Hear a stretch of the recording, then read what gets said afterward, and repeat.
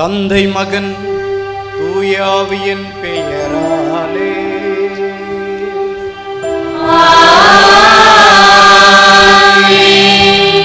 சமாதானம் உங்களோடு என்றும் இருப்பதாக.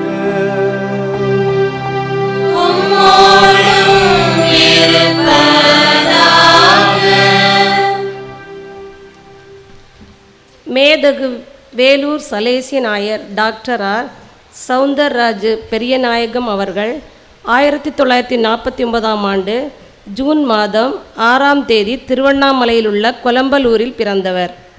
இவர் கனடா நாட்டில் இறையியல் உயர்கல்வியும் பிறகு திருச்சி சென்ட் ஜோசப் கல்லூரியில் பொருளாதாரத்தில் PhD பட்டமும் பெற்றார். 1983ஆம் ஆண்டு ஜூன் மாதம் 25ஆம் தேதி இங்கிலாந்தில் மான்செஸ்டர் என்ற இடத்தில் குருப்பட்டம் பெற்றார். 1983 முதல் 88 வரை திருப்பத்தூர் சேக்ரட் ஹார்ட் காலேஜில் துணை முதல்வராகவும் பேராசிரியராகவும் பணியாற்றியுள்ளார். மறுபடியும் 1991 முதல் 94 வரை திருப்பத்தூர் சேக்ரட் ஹார்ட் கல்லூரியின் துணை முதல்வராகவும் பேராசிரியராகவும் பணியாற்றியுள்ளார். 1994ஆம் ஆண்டு முதல் 2000 வரை திருப்பத்தூர் சேக்ரட் ஹார்ட் கல்லூரியில் முதல்வராக பணியாற்றினார். 2001 முதல் 2004 வரை சென்னை பெரம்பூரில் உள்ள லூர்து மாதா திருத்தலத்தில் ரெக்டராகவும் பங்கு குருவாகவும் பணியாற்றியுள்ளார். 2004 முதல் 2006 வரை வேலூரில் காந்தி நகரில் உள்ள டான் போஸ்கோவில் ரெக்டராக பணியாற்றியுள்ளார். 2006ஆம் ஆண்டு ஜூலை மாதம் 11ஆம் தேதி வேலூர் மறை மாவட்டத்தில் ஆயராக நியமிக்கப்பட்டார்.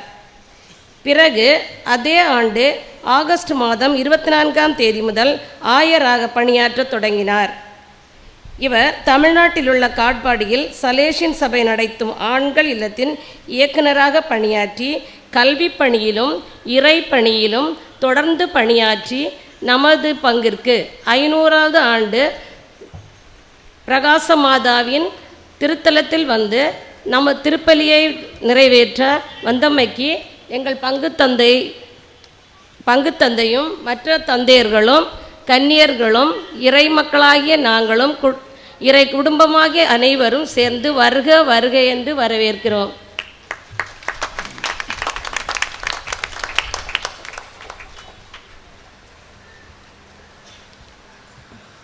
முன்னுரை.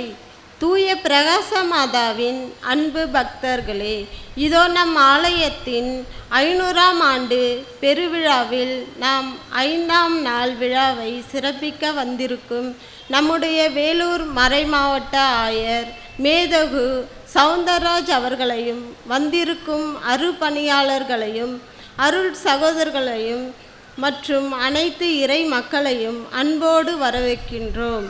நோயாளிகளை கவனிக்க என்ற தலைப்பில் சிந்திக்க இன்றைய இறை வழிபாடு நம்மை அழைக்கிறது.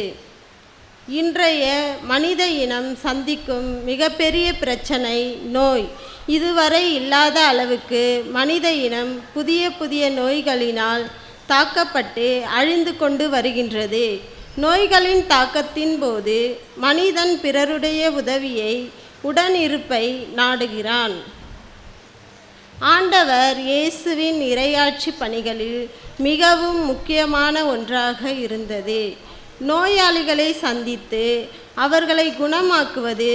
எனவேதான் தன்னுடைய இறையாட்சி சமூகத்தில் பங்கேற்க விரும்பும் ஒவ்வொருவரும் நோய்களை சந்தித்து அவர்களுக்கு ஆறுதல் சொல்ல வேண்டும் என்ற வேண்டுகோளை இறுதி தீர்ப்பின் போது ஆண்டவர் இயேசு முன்வைக்கிறார்.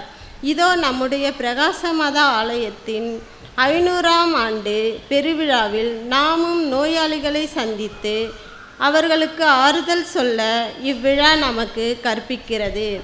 எனவே நம்முடைய இல்லங்களில் மட்டுமல்ல, அன்றாடம் வீதிகளிலே மருத்துவமனைகளிலே அல்லல் படும் நோயாளிகளின் கையாறு நிலையை உணர்ந்தவர்களாய் அவர்களை தேடிச் சென்று உதவுவோம்.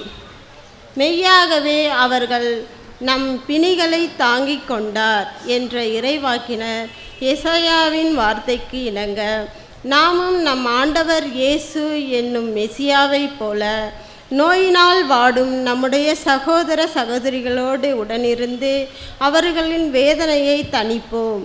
அதற்கான இறையருளை இத்திருப்பலியில் மன்றாடுவோம். குத்துவிளக்கு. ஆதியிலேயே கடவுள் ஒளி நல்லது என்று கண்டார். கடவுளாகிய ஆண்டவரே, உம் கண்களுக்கு ஒளி தருவதாக. எஸ்ரா 9:18 கண்தான் உடலுக்கு ஒளியாக இருக்கின்றது. இன்றைய ஜூபிலி பெருவிழா கொண்டாடும் நாம் அனைவரும் ஆண்டவராகிய ஒளியை நம் கண்கள் பெற வேண்டியும், நம் உடல் நோய் ஆன்ம நோயிலிருந்தும் பாவ இருளின் அடிமைத்தனத்தில் மூழ்கிவிடாமல் பாவ இருளான நேரங்களில் இறைவன் நம்மை நெருப்பு தூணாக இருந்து வழி நடத்திட இறையருள் என்னும் ஒளியை வாழ்வில் பெற்றிட இந்த ஒளி வழிபாட்டில் பக்தியோடு பங்கு கொள்வோம். விளக்கின் முதல் திரியை ஆண்டவர் தாமே உம்மை அரச இலட்சணையாக அணிந்து கொள்ள வேலூர் மறைமாவட்ட மேதகு ஆயர் சவுந்தரராஜு அவர்கள் ஏற்றுவார்கள்.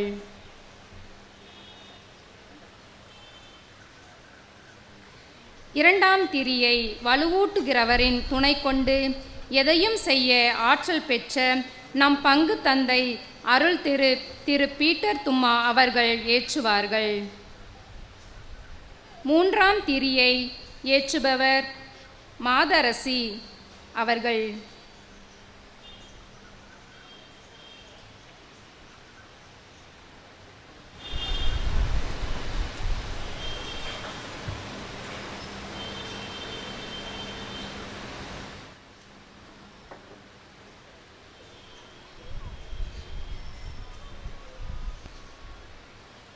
நான்காம் திரியை ஏற்றுபவர் திரு இருதய ஆண்டவர் அன்பிய குடும்பங்களை அன்போடு ஊக்கப்படுத்திய முன்னாள் பொறுப்பாளர் திருமதி ஜான்சி அவர்கள்.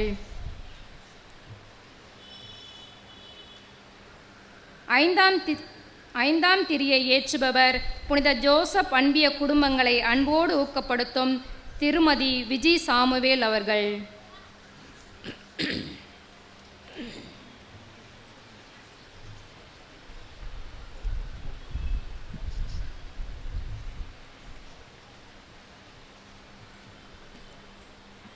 பாவ மன்னிப்பு வழிபாடு.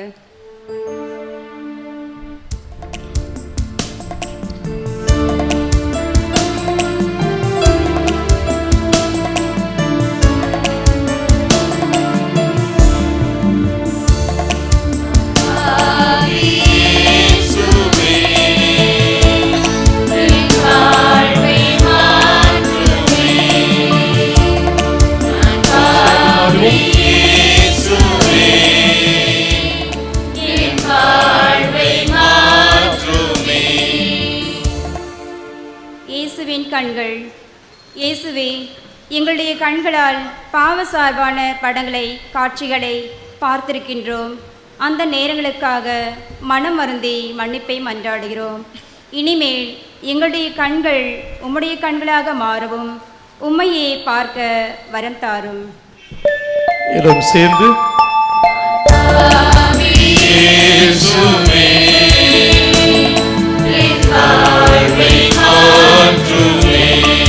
மீண்டுமாக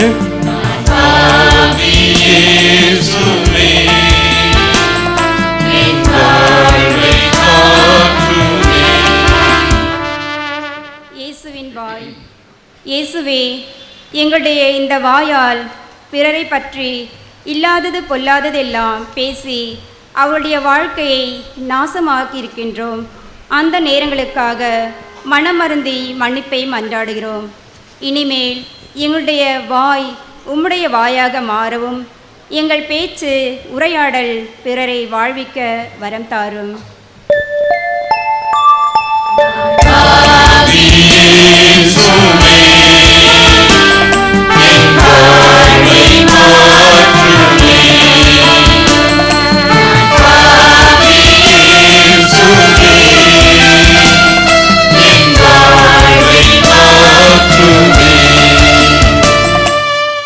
இயேசுவின் கால்கள்.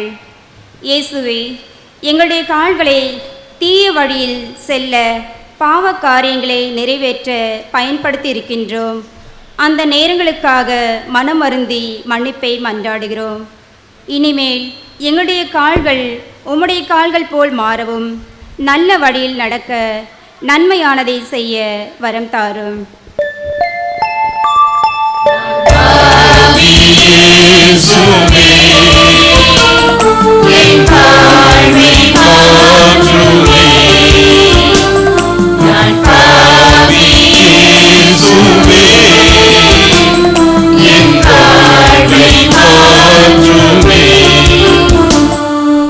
இயேசுவின் கைகள். இயேசுவே, எங்களுடைய கைகள் உழைக்காமல் சோம்பேறித்தனமாய் இருந்திருக்கின்றன. அந்த நேரங்களுக்காக மனம் வருந்தி மன்னிப்பை மன்றாடுகிறோம். இனிமேல் எங்களுடைய கைகள் உம்முடைய கைகளைப் போல் மாறவும், தேவையில் இருப்போருக்கு உதவிக்கரம் நீட்டவும் வரம் தாரும்.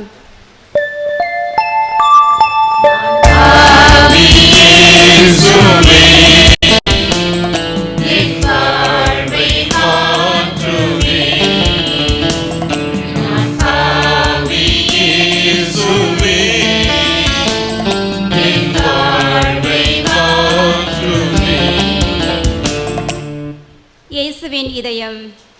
இயேசுவே, கல்லான இதயத்தோடு பல நேரங்களில் வாழ்ந்திருக்கின்றோம். அந்த நேரங்களுக்காக மனம் வருந்தி மன்னிப்பை மன்றாடுகிறோம். இனிமேல் எங்களுடைய இதயம் உம்முடைய இதயமாக மாறவும், பிறர் மீது இரக்கம் காட்டுகின்ற நல்ல மக்களாக மாறவும் வரம் தாரும்.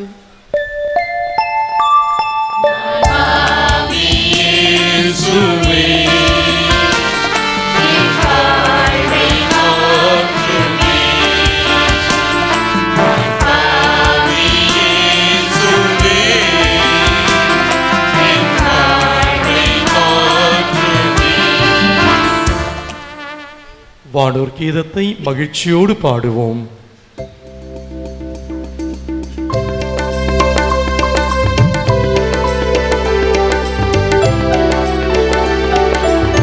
எல்லோரும் சேர்ந்து பாடுவோம்.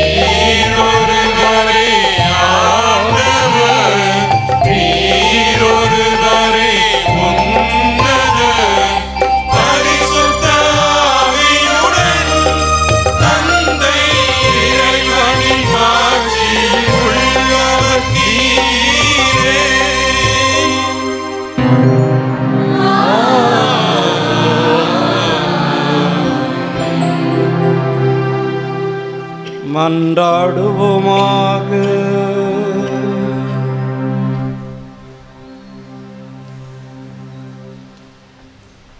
அன்பார்ந்த எங்கள் இறைவா, மகிமை பெற்று விளங்கும் புனித கன்னிமரியாவின் வேண்டுதலால் எங்கள் உடல் உள்ளம் ஆன்மா அனைத்திற்கும் நற்சுகத்தையும் இவ்வுலக வாழ்வின் இன்னல்களிலிருந்து விடுதலையையும் விண்ணுலகில் முடிவில்லா பேரின்பத்தையும் எங்களுக்கு அருள்வீராக. உம்மோடு பரிசுத்த ஆவியின் ஐக்கியத்தில் இறைவனாய் என்றென்றும் வாழ்ந்து ஆட்சி செய்கின்ற எங்கள் ஆண்டவரும் உம் திருமகனுமாகிய இயேசு கிறிஸ்து வழியாக உம்மை மன்றாடுகின்றோம்.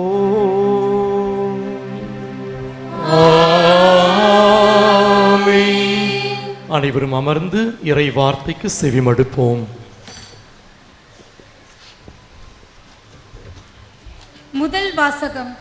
யாக்கோபு எழுதிய திருமுகம், அதிகாரம் 5, இறை வார்த்தைகள் 13 முதல் 18 முடிய. உங்களுள் யாரேனும் துன்புற்றால் இறைவேண்டல் செய்யட்டும். மகிழ்ச்சியாயிருந்தால் திருப்பாடல்களை இசைக்கட்டும். உங்களுள் யாரேனும் நோயுற்றிருந்தால் திருச்சபையின் மூப்பர்களை அழைத்து வாருங்கள். அவர்கள் ஆண்டவரது பெயரால் அவர் மீது எண்ணெய் பூசி இறைவனிடம் வேண்டுவார்கள். நம்பிக்கையோடு இறைவனிடம் வேண்டும் பொழுது நோயுற்றவர் குணமாவார். ஆண்டவர் அவரை எழுப்பி விடுவார். அவர் பாவம் செய்திருந்தால் மன்னிப்பு பெறுவார். ஆகவே ஒருவருக்கொருவர் பாவங்களை அறிக்கை செய்து கொள்ளுங்கள். ஒருவர் மற்றவருக்காக இறைவனிடம் வேண்டுங்கள். அப்பொழுது குணமடைவீர்கள். நேர்மையாளருடைய வல்லமை மிக்க மன்றாட்டு பயன் விளைவிக்கும். எலியா நம்மை போன்ற எளிமையான மனிதர்தாம்.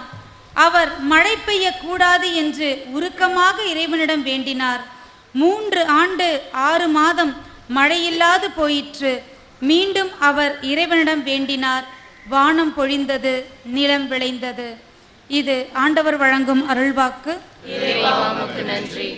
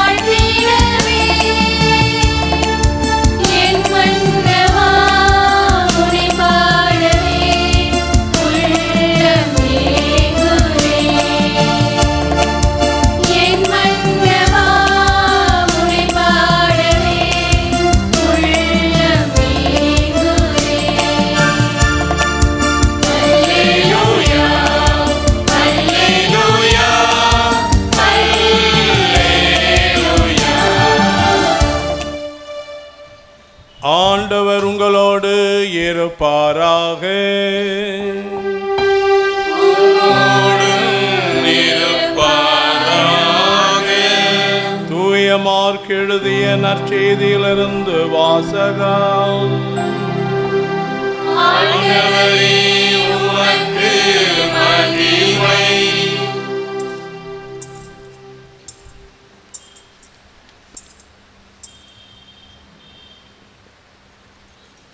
அதிகாரம் 1.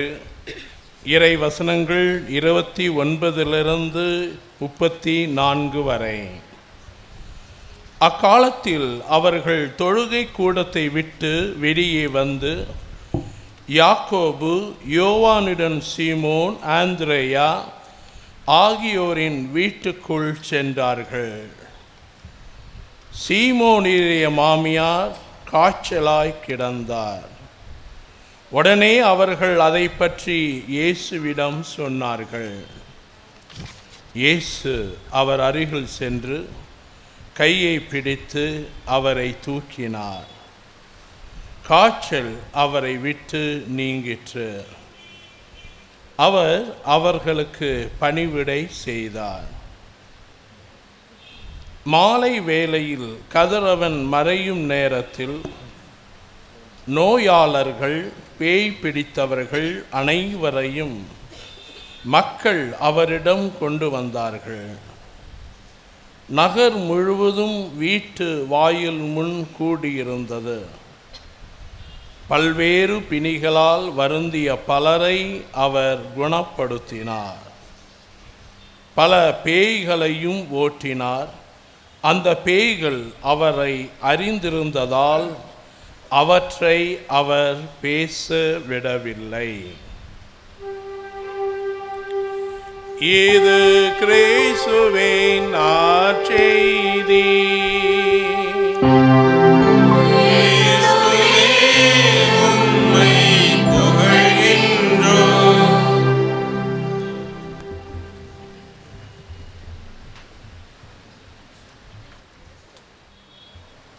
ஐநூறு ஆண்டுகள் பழமை வாய்ந்த இந்த விசுவாசத்தை நீங்கள் சிறப்பிப்பதை பார்த்து திருச்சபை பெருமையோடு மகிழ்வோடு உங்களை வாழ்த்துகிறது. இத்தனை ஆண்டு காலமாக இந்த விசுவாசம் தோய்வடையாமல் சிதறடையாமல் தொடர்ந்து வளர்ந்து கொண்டிருப்பதையும் அதனை நீங்கள் பாதுகாப்பதையும் பார்த்து கண்டிப்பாக திருச்சபை உங்களை பெருமையோடு வாழ்த்துகிறது. உங்கள் குடும்பங்கள், உங்களுடைய உறவுகள், உங்களுடைய பிள்ளைகள் அனைவரும் இந்த பிரகாச அன்னையின் ஆசிராலும் ஆறுதலாலும் நிரப்பப்பட வேண்டும் என்று இந்த நேரத்தில் வாழ்த்துகிறோம்.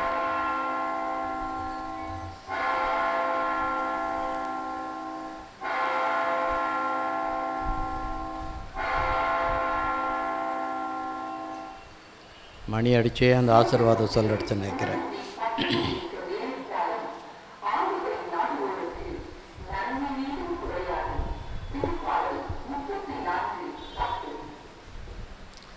இந்த அற்புதமான ஆலயத்தை உள்ளடக்கிய சென்னை மயிலை உயர் மறைமாவட்டத்தையும் அதனுடைய பேராயரையும் அனைத்து குருக்கள், துறவியர், இறை மக்களையும் இந்த நேரத்தில் வாழ்த்துகிறோம். சிறப்பாக நம்முடைய பங்கு தந்தை அவருக்கு முன்பாக இருந்த அனைத்து குருக்களையும் நினைவு கூர்ந்து அவர்கள் ஆற்றிய அற்புத பணிக்காக, புனித பணிக்காக இறைவனுக்கு நன்றி செலுத்தி இந்த விழாவினை நீங்கள் மிக சிறப்பாக கொண்டாடி மகிழ வேண்டும். அற்புதங்களையும் புனிதங்களையும் நீங்கள் பெற வேண்டும் என்று இந்த நேரத்தில் வாழ்த்துகிறோம். ஒவ்வொரு நாளும் இறை இரக்கத்தின் செயல்பாடுகளை நினைத்து நல்ல கிறிஸ்துவர்களாக, உயிராற்றல் உள்ள கிறிஸ்துவர்களாக எப்படி இருக்க வேண்டும் என்பதற்கு திருச்சபைக்கு முன் மாதிரியாக இந்த நாட்களை, நவநாட்களை சிறப்பித்து கொண்டிருக்கிறீர்கள். உங்களுக்கு எங்களுடைய ஆசிரையும் நன்றியும் தெரிவித்துக் கொள்கிறோம். இன்றைய தினம் நோயுற்றிருந்தேன், என்னை கவனித்து கொண்டீர்கள், அதைத்தான் மையப்படுத்தி சிறப்பிக்கிறீர்கள். நான் நோயுற்றிருந்தேன், என்னை கவனித்து கொண்டீர்கள். இது இயேசு கிறிஸ்துவே பேசியது போல சொல்லுகிறார். நான் நோயுற்றிருந்தேன், என்னை கவனித்து கொண்டீர்கள். இது அற்புதமான ஒரு தீர்ப்பு, ஜட்ஜ்மெண்ட். நம்முடைய விசுவாசத்திற்கு கிறிஸ்து கொடுக்கின்ற ஒரு தீர்ப்பு, ஒரு ஜட்ஜ்மெண்ட். இதை தான் ஒரு 3 வாரங்களுக்கு முன்பாக நம்முடைய திருத்தந்தை போலந்து நாட்டில் இளையோர்களுக்காக அனைத்து இளைஞர்களையும் அழைத்து அவர்களுக்கு அவர் சொன்னது, இரக்கமுடையோர் பேறு பெற்றோர், ஏனெனில் அவர்கள் இரக்கம் பெறுவர். இதைத்தான் இளைஞர்களுக்கு மையப்படுத்தி, இளைஞர்களே உங்களுடைய வாழ்வு இரக்கமுள்ள வாழ்வாக இருக்க வேண்டும். அதற்கு பின்னணியாக அவர் தந்தது மத்தேயு நற்செய்திகளை 18ஆம் அதிகாரத்தில் பார்த்தோமே, 10 தாலந்து வாங்கிய கடன்காரனை அந்த தலைவன் மன்னித்து ஏற்றுக்கொண்டாலும் அவன் சென்று அவனிடம் கடன் வாங்கியவனை துன்புறுத்தியதை காட்டி, அப்படிப்பட்ட இரக்கம் இல்லாதவனுக்கு இறைவனது இரக்கம் கிடைக்காது. ஆகவே அனைத்தையும் தனதாக்கி கொள்ளுகிற கிறிஸ்து எல்லாவற்றையும் அவருக்கு செய்தது போல செய்ய வேண்டும் என்று நம்மை பார்த்து அழைக்கிறார். விண்ணுலகில் இருக்கும் என் தந்தையும் உங்களை மன்னிக்க மாட்டார். முதல் வாசகத்தில் அதுதானே பார்த்தோம். உங்களுக்கு சுகம் வேண்டுமா? உங்களுடைய ஒவ்வொருடைய பாவங்களை வெளிப்படுத்தி மன்னிப்பு கேளுங்கள், சுகம் தானாக வரும். அதான் முதல் வாசகம் நமக்கு கொடுத்தது. நமக்கு சுகம் இல்லாமல் இந்த உலகம் இருக்கிறது என்றால் நாம் பாவிகள் என்பதையே ஏற்றுக்கொள்வதில்லை. நாம் பாவம் செய்கிறோம் என்ற நினைப்பே நமக்கு இல்லை. திருத்தந்தை சொல்வார், இன்றைய திருச்சபையில் பாவத்தை பற்றிய உண்மையான கருத்து மக்களுக்கு தெளிவாக இல்லை. ஆகவே தான் நாம் ஒருவருக்கொரு வெளிப்படுத்தாமல் நாம் செய்வதெல்லாம் சரியே, நாம் செய்வதெல்லாம் நியாயமே என்று சொல்லிக் கொண்டிருப்பதனால் நாம் பல நோய்களால் அவதிப்பட்டு கொண்டிருக்கிறோம். கல்வி நிறுவனங்களை விட மருத்துவமனைகளின் வளர்ச்சி மாபெரும் வளர்ச்சியாக இருக்கிறது. இதை நம் விசுவாசம் நமக்கு சொல்வது, கடவுள் கொடுத்த அந்த கட்டளையை மறந்துவிட்டோம். ஒருவருடைய பாவங்களை தெளிவுபடுத்தி வெளிப்படுத்தி மன்னிப்பு கோருங்கள், உங்களுக்கு சுகம் கிடைக்கும். இதைத்தான் இன்று நாம் நோயுற்றிருந்தேன் என்னை கவனித்து கொண்டீர்கள் என்று சொல்வது, கிறிஸ்து நம்மை பார்த்து சொல்வது, நம் அருகில் இருப்பவரின் அடிப்படை குறைகளை நாம் தீர்க்காவிட்டால் கிறிஸ்துவை நம்மால் அறிந்து கொள்ள முடியாது. The source of corporal works of mercy, he says, the ministry to the basic needs of our fellow men is the only canon of judgment. கடவுள் மனிதர்களை தீர்ப்பிடுவது இந்த சட்டத்தின் கீழ்தான். நான் நோயிட்டிருந்தேன், என்னை கவனித்து கொண்டீர்கள். நான் நோயிட்டிருந்தேன், என்னை நீங்கள் திரும்பி கூட பார்க்கவில்லை. இவை 2 தான் இறைவன் கொடுக்கிற தீர்ப்பு. பிரகாசி அம்மாள் 500 ஆண்டுகளாக இந்த திருத்தலத்தில் ஒளிர்க்க இருந்தாலும் இறைவனது தீர்ப்பு, நீங்கள் நான் நோயிட்டிருக்கும்பொழுது என்னை சந்தித்தீர்களா, கவனித்தீர்களா, அல்லது வேறு முகம் பார்த்து முகத்தை திருப்பி கொண்டு சென்று விட்டீர்களா? இதற்குத்தான் திருத்தந்தை எழுதுவார், கிறிஸ்துவ விசுவாசம் ஒரு ஏழையின்பால் துன்புறுவோரின்பால் செல்லவில்லை என்றால் அவர்கள் விசுவாசம் மலட்டுத்தன்மையை பெற்றுவிட்டது. அதற்கு உயிராற்றலே கிடையாது. சும்மா ஒரு மூடி வச்ச விசுவாசம் போல வீரியம், அந்த வாழ்வு அந்த விசுவாசத்திற்கு இல்லை. மாறாக ஏழையும் எளியவனையும் துன்புறுவனையும் நாம் பார்க்கும் பொழுது கிறிஸ்துவையே பார்க்கிறோம். அங்குதான் கிறிஸ்துவை நாம் பார்க்கிறோம், கிறிஸ்துவும் நம்மை பார்க்கிறார். அதான் அவர் சொல்லுகிற கருத்து. நீங்கள் விண்ணுலகிற்கு வரும்பொழுது நீங்கள் என்னை பார்த்திருக்கிறீர்களா என்று கேட்பேன், அல்லது நான் உங்களை பார்க்கவே இல்லையே என்று நான் சொல்வேன். ஆகவே நோயுற்றோரை கவனிப்பது விசுவாசத்தினுடைய வளர்ச்சியையும் அதனுடைய ஆழத்தையும் தெரிவிக்கிறது. நீ உன் சகோதரனை அன்பு செய்வதை பார்த்து மற்றவர்கள் என் மீது விசுவாசம் வைக்க வேண்டும். எல்லாவற்றையும் தொடர்ந்து தான் கிறிஸ்து சொல்லுகிறார். ஆகவே நோயுற்று இருப்போரை கவனிப்பது மனித தன்மை மட்டுமல்ல, நித்திய வாழ்வின் அடிப்படை தன்மை. நாம் முன்னுரையிலே வாசிக்க கேட்டோம், நோயாளிகளை சந்திக்க வேண்டும், நோயாளிகளை பார்க்க வேண்டும் என்று. ஆனால் நம் குடும்பங்களில் இருக்க நோயாளிகளை நம்மால் திரும்பி பார்க்க முடிகிறதா? அந்த இளையோர் மாநாட்டில் திருத்தந்தை இளைஞர்களை பார்த்து சொன்னார், உங்கள் பெற்றோர்களை கவனியுங்கள், உங்கள் தாத்தா பாட்டியை நெருக்கமாக கவனியுங்கள். அவர் சொல்லுகிறார், உங்கள் தாத்தா பாட்டி தான் விசுவாசத்தை உங்களுக்கு கொடுத்தவர்கள், அவர்களை நீங்கள் பேணி காக்க வேண்டும். உன் பெற்றோர்களை நீங்களே பார்க்க வேண்டும். ஏதோ ஒரு மருத்துவமனைக்கோ முதியோர் இல்லத்துக்கோ அனுப்பி உங்கள் பணத்தை செலவிட விட மாறாக உங்களை செலவிடுங்கள். அந்த பின்னணியில்தான் திருத்தந்தை சொல்லுகிறார், இன்றைய திருச்சபையில் பலர் கணிசமான பணத்தையும் கணிசமான பொருளையும் கொடுக்க தயாராக இருக்கிறார்கள். எப்பொழுது அவர்களை பாராட்டினால், பொதுவாக அவர்களை பாராட்டி அவர்கள் பெயரை சொன்னால் அவர்கள் கொடுக்க தயாராக இருக்கிறார்கள். இல்லை என்றால் அவர்கள் கொடுப்பதை மறுத்து விடுகிறார்கள். நான் சொல்லலை, திருத்தந்தையே சொல்லுகிறார். ஆகவே தான் இன்றைய குடும்ப சூழ்நிலைகளை மாற்ற இறைவன் நம்மை அழைக்கிறார். இளைஞர்களே, உங்கள் பெற்றோர்களை கவனியுங்கள். அவர்கள் உடல் நலம் இல்லாத பொழுது மற்றவரிடம் ஒப்படைக்காமல் நீங்களே அவர்களுக்கு பணிவிடை செய்யுங்கள். ஏனென்றால் அது கிறிஸ்துவுக்கு பணிவிடை செய்வது போல. அந்த பணிவிடையை பார்த்து தான் கிறிஸ்து இறுதி நாளில் நம்மை தீர்ப்பிடுவார். அந்த ஜட்ஜ்மெண்ட் தான் சொல்கிறார், நான் தாகமாயிருந்தேன், உடல் நலம் இல்லாமல் இருந்தேன், துணி இல்லாமல் இருந்தேன், நீங்கள் எனக்கு செய்தீர்கள், ஆகவே என் வான் வீட்டிற்கு வாருங்கள். நீங்கள் இதையெல்லாம் செய்யவில்லை, எரி நரகத்திற்கு நீங்கள் தள்ளப்படுவீர்கள். இது கிறிஸ்து கொடுத்த ஒரு தீர்ப்பு. ஆகவே இயேசு கிறிஸ்து சொல்லுகிறார், தன்னை நோயுற்றோருடைய தன்னை இணைத்து கொள்ளுகிறார். If you want to see the identity of Christ, visit the sick. He identifies himself in the sick.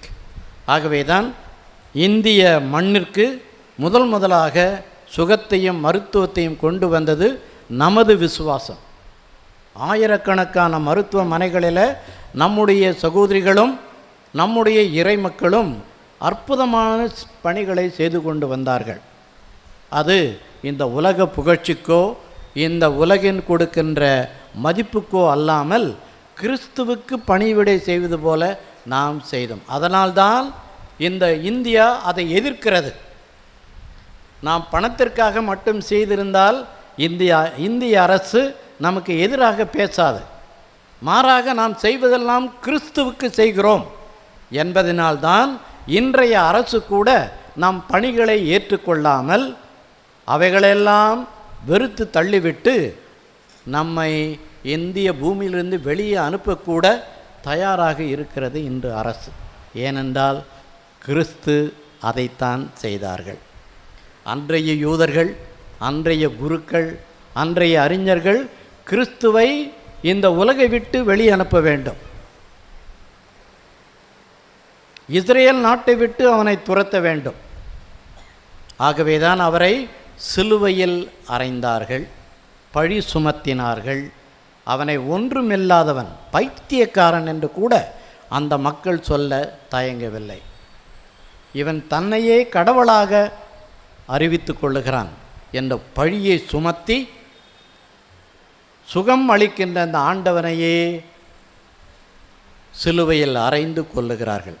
இன்றைய மார்க்கு நற்செய்தியை நாம் பார்த்தது போல அவருடைய முதல் பணியே சுகம் அளிக்கிற பணி. பேய்களை ஓட்டுவதை பார்த்தோம். பீட்டருடைய மாமியாரின் சுகத்தை பார்த்தோம். அதற்கு பிறகு தொழுநோயாளிகளை குணப்படுத்துவதையும் பார்ப்போம். ஆகவே அவருடைய பணியே இந்த நோய்களை குணமாக்குவதற்காக வந்தது போல வருகிறார். இந்த நோய் எப்படி வந்தது, எதற்கு துரத்துகிறார் என்பதையும் இந்த நாள் கிறிஸ்து நமக்கு தெளிவுபடுத்துகிறார். இறையிறக்கத்தின் ஆண்டில் திருத்தந்தை தன்னுடைய மடலிலே மிக சிறப்பாக சொல்லுகிறார், மனித படைப்பு என்பது அற்புதமான படைப்பு. வேறு படைப்பையே இறைவனால் படைக்க முடியாது. ஏனென்றால் அவருடைய சாயலில் மனிதனை படைத்தான். வேறு படைப்பு அவரால் முடியாது. மனிதன்தான் உண்மையான சிகரம், கடவுளுடைய படைப்பின் சிகரம். அந்த படைப்பு அவர் கொடுத்த கட்டளை, இந்த உலகமெல்லாம் நீங்கள் நிரப்ப வேண்டும், இந்த உலகத்தை நீர் பண்படுத்த வேண்டும் என்று அவர்களுக்கு கட்டளையிடுகிறார். ஆனால் நமக்கு தெரியும் அவர்கள் என்ன செய்தார்கள். பாவமே நோய்களின் காரணம் என்பதை திருத்தந்தை பிரான்சிஸ் வெளிப்படையாக சொல்லுகிறார். மனித படைப்பு சிதைக்கப்படுகிறது, காயப்படுத்தப்படுகிறது. அங்கே மனிதன் தான் கடவுளாக வேண்டுமென்று உண்மையான கடவுளை மறந்து விடுகிறான். சோதிக்கப்படும் பொழுது அவன் மறந்து விடுகிறான். பிறகு கடவுளிடமிருந்து தன்னையே மறைத்து கொள்ள பார்க்கிறான். அந்த கடவுளே இல்லை, தான் மறைத்து கொண்டால் கடவுளுக்கு கண் தெரியாது என்றெல்லாம் நினைத்து அவன் மறைத்து விடுகிறான். அதனுடைய பலன்தான் இந்த உலகை நிரப்ப வேண்டிய ஆதாம் ஏவாள் தன் பிள்ளைகளால் நிரப்ப வேண்டியவர்கள் பிள்ளைகளை பெறுவதற்கு கூட அவர்கள் துன்பப்பட வேண்டும். இறைவனது சித்தத்தை நிறைவேற்றுவதற்கு மனிதன் துன்பப்பட வேண்டும் என்பது இந்த பாவத்தின் விளைவாக மனிதனுக்கு கிடைத்தது. ஆகவே பிள்ளை பேறு என்பது அற்புதமான ஒரு கொடை. கடவுள் எப்படி ஆதாம் ஏவாளை படைத்தது போல பெற்றோர்களாகிய நீங்களும் பிள்ளைகளை படைக்கிறீர்கள், பெற்றெடுக்கிறீர்கள். அது அற்புதமான கொடை.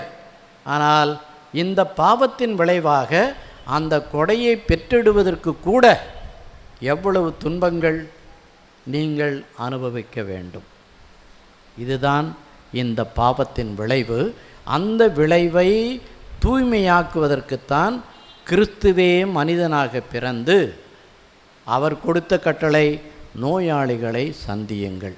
நான் நோயாளிகளை சுகப்படுத்துவது போல நீங்களும் சுகப்படுங்கள் என்பதை இயேசு கிறிஸ்து நமக்கு அறிவித்து தன்னையே அதனோடு இணைத்து கொள்ளுகிறார்.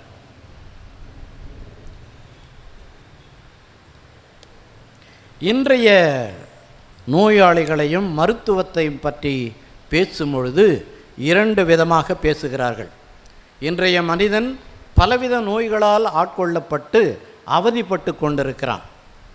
அப்படிப்பட்ட மக்களிலே ஒரு சிலர் தன்னுடைய பலத்தையே நம்பி எப்படியாவது இந்த துன்பத்தை நாம் அகற்ற வேண்டும், இந்த குறையை நீக்கிவிட வேண்டும், மனிதனால் முடியும் என்று ஒரு சிலர் அதற்காக தங்களையே வறுத்து பலவிதமான எக்ஸசைஸ், பலவிதமான செயல்களிலே ஈடுபடுகிறார்கள். இன்னொரு பக்கம் விஞ்ஞானத்தை அறிவையே நினைத்து கொண்டிருக்கிறார்கள். உலகத்தில் ஏதாவது ஒரு பக்கம் கண்டிப்பாக என் குறைகளுக்கு மருத்துவம் இருக்கிறது, மருந்து இருக்கிறது, நான் அதை எடுத்தால் கண்டிப்பாக நலமடைவேன், அது எங்கிருந்தாலும் அதை சென்றடைய முடியும் என்று பணம் படைத்தவர்கள் எங்கெல்லாம் சென்று தங்கள் சுகத்தை நாடுகிறார்கள். அமெரிக்காவில் போன் மேரோ செய்து முடியாதவர்களெல்லாம் இப்பொழுது சிஎம்சி ஹாஸ்பிட்டலுக்கு வருவதை நான் நாள்தோறும் பார்ப்பவன். ஆகவே பணம் படைத்திருந்தால் இந்த விஞ்ஞானம் நமக்கு சுகம் தரும் என்று நினைத்து கொண்டிருக்கிறான். ஆனால் அதையும் தாண்டி நாம் பாவத்தின் விளைவான சாவை ஏற்றுக்கொள்ள வேண்டிய நிலையிலே இருக்கிறோம். இந்த இரண்டு எண்ணங்களையும் நாம் மறந்துவிட்டு நம்முடைய பாவங்களுக்காக இறைவனது மன்னிப்பையும் நம்முடைய சகோதர சகோதரியுடைய மன்னிப்பையும் நாடும் பொழுது அனைத்து சுகமும் நமக்கு பிறக்கும். நாமும் கிறிஸ்துவை அறிந்து கொள்வோம். நற்செய்தியின் மூலமாக அறிந்து கொள்ளுகிறோம், அருட்சாதனத்தின் மூலமாக அறிந்து கொள்ளுகிறோம். ஆனால் அந்த அறிதலும் அந்த ஆற்றலும் உண்மையான விசுவாசமாக இருந்தால் நோயாளிகளை சந்திப்பதிலே இருக்க வேண்டும். இன்றைய அன்பியங்கள் எப்படிப்பட்ட செயல்களிலே ஈடுபட்டு இருக்கிறது? இன்றைய தனி மனித குடும்பங்கள் எப்படிப்பட்ட செயலிலே ஈடுபட்டு கொண்டிருக்கிறது என்பதை நாம் பார்க்கும் பொழுது நம்முடைய விசுவாசம் சோதிக்கப்படும். அந்த சோதனையில் நாம் வெற்றி பெற வேண்டுமென்றால் நாம் உண்மையிலேயே கிறிஸ்துவின் பாடுகளையும் துன்பங்களையும் சிலுவை சாவையும் நாம் மையமாக வைப்போம்.